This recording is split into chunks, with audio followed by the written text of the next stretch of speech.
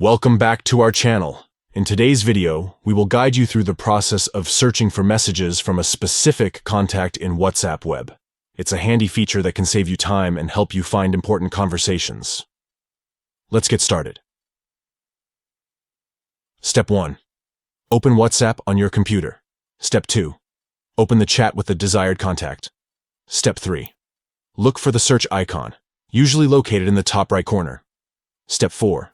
Type in the message you want to find. WhatsApp will automatically filter the results. Step 5. If you see the message you're looking for in the list, simply click on it to go directly to that message.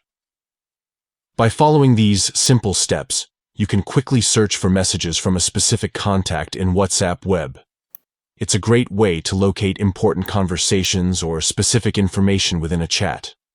We hope this tutorial has been helpful in guiding you through the process of searching for messages in WhatsApp web. If you found this video informative, please give it a thumbs up and consider subscribing to our channel for more useful tutorials like this. Thank you for watching, and stay tuned for more exciting content.